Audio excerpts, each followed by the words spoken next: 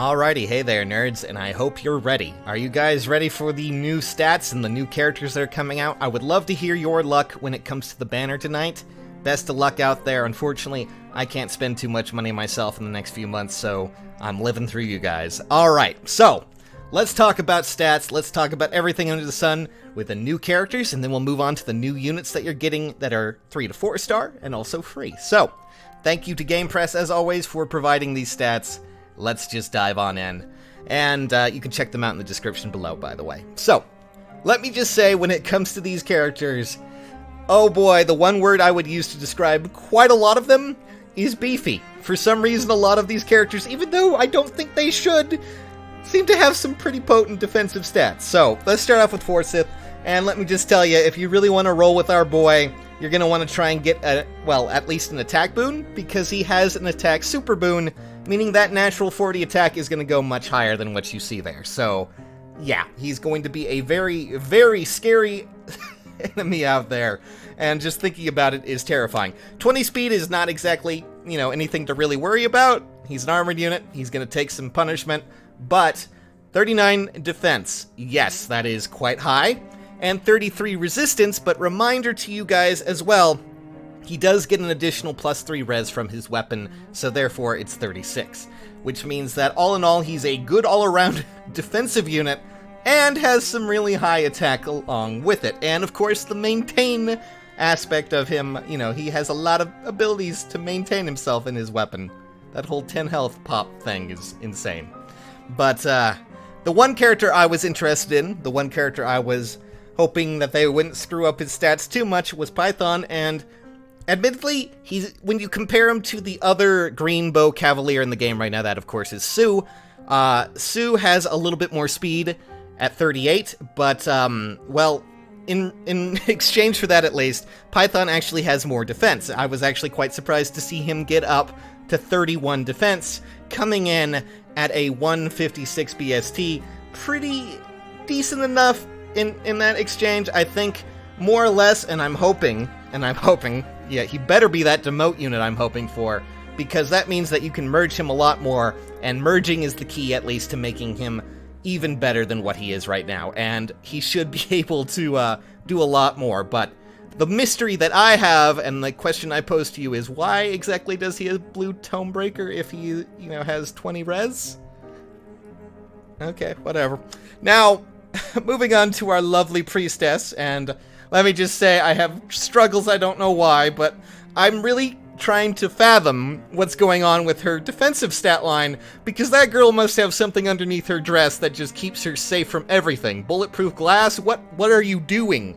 What are you working with here? Who are you working for? Granted, in exchange, she actually has only 23 speed, which means that when she comes up against some of the more speedier units, she's definitely going to be, doubling, or being doubled on. And, in that regard, also, I forgot to mention, by the way, Python has a super boon in HP, just in case you were wondering about that. But, our girl here, she has not only a super boon in speed, defense, but also res. So therefore, if you manage to get any of those boons at all on her, they will be a lot better. I mean, just imagine that res boon. That's just going to be a solid 35-35 defensive line on a infantry staff unit. It's like Azama, but Azama if he was, a cute girl and much better at what he was doing. Good lord, this is absolutely weird. Still, decent enough attack lineup with 33, not exactly breaking the bank there. Although, if you want to avoid a Super Bane, stay away from HP. There you go. Now, moving on to Katria, the main girl that everyone was probably looking at based on just not only her weapon alone, but also all of the skills that she's getting here. When it comes to Katria, you're going to want to aim for a few things. One, she has a super boon in attack, of course, just to make her weapon all the more fearsome out there, which, if I am doing the math correctly, based on what I'm seeing, she should come out to about 57 natural attack with a super boon, and you need to remember that her weapon is already quite built up to use attack as an actual force of nature. It's going to be quite terrifying to see how far that goes. 36 speed, not bad. Not amazing, but not bad. Defense at 27, that is also a super boon that she has. And, of course, a res of 24, meaning that, well, mages might be a little bit more of a sticking point for her. She might just have to deal with that. But all in all, Katria definitely has really good stats for what she needed. No surprises there. We knew that she was going to be getting that push because she was the character that had not only all of the fantastic abilities, but also Astra for some reason. It's really strange that she has that blade, considering, but you know what? Oh well, let her have it. Let's go on from there. Now, guys, let's move on to the 3- and 4-star unit, as well as our new 5-star unit. Well, not 5-star unit, free unit. So, if you were looking forward to Valbar, I will tell you that at least his stat lineup seems to be quite good. So this is our new setup for free units. Do tell me what you guys think when it comes to this. I'm still working on it, but nonetheless, when it comes to Valbar, he seems to have a really solid stat lineup for a lance. He reminds me a lot of Arden, but, you know, with better stats in this regard. He actually has some pretty good speed, though. 35 attack is not bad.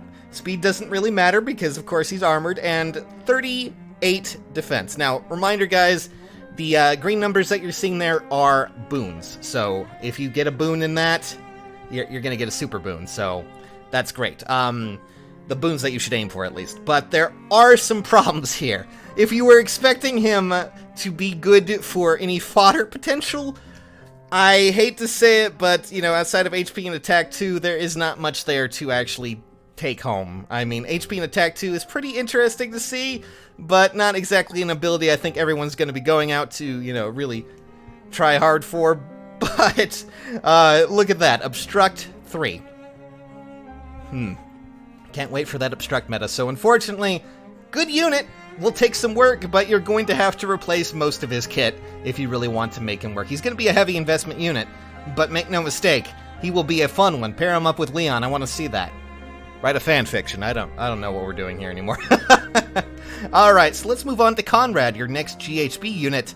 And if you were a fan of Fallen Berkut, let me just say, eat your heart out, Fallen Berkut, because our boy Conrad has an amazing defensive stat lineup for a Cavalier unit. Jesus Christ. In exchange, though, he did have to take a hit to speed and a little bit of a hit to attack, which is kind of a little bit of a bummer. However, 34 defense and 35 res, base value is insane, and he already comes pre-attached with Bracing Stance 2, which will be available at 4 stars, and was an ability, if I recall correctly, that it was only available to the Flying Olivia. I forget what, but Flying Olivia, if I recall correctly. If I'm wrong, you guys in the comments will get me. But, you know, still an ability that was quite rare before, now available in a better format, and on a really great unit. Also, Barrier Lance, a weapon that was previously only locked to a 5-star unit that was Kiel, I think, but, you know, I might be wrong with that one as well.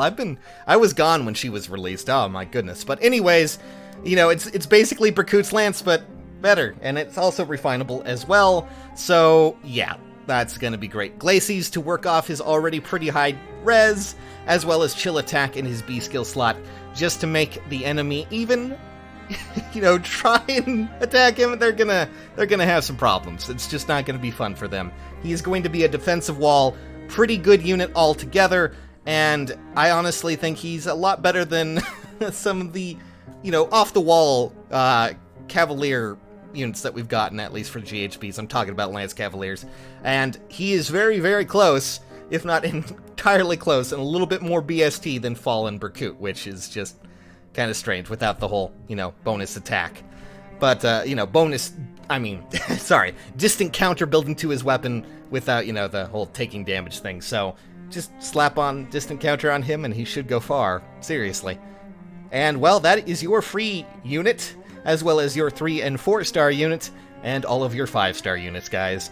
I want to know what unit you are excited about, which one you're aiming for. Do tell me in the comments below, guys. Thank you so much for watching. I'll see you soon. Love you guys very much. And you know what? If you enjoyed this video, leave a like, subscribe. I'm heading out. Alright. See you soon.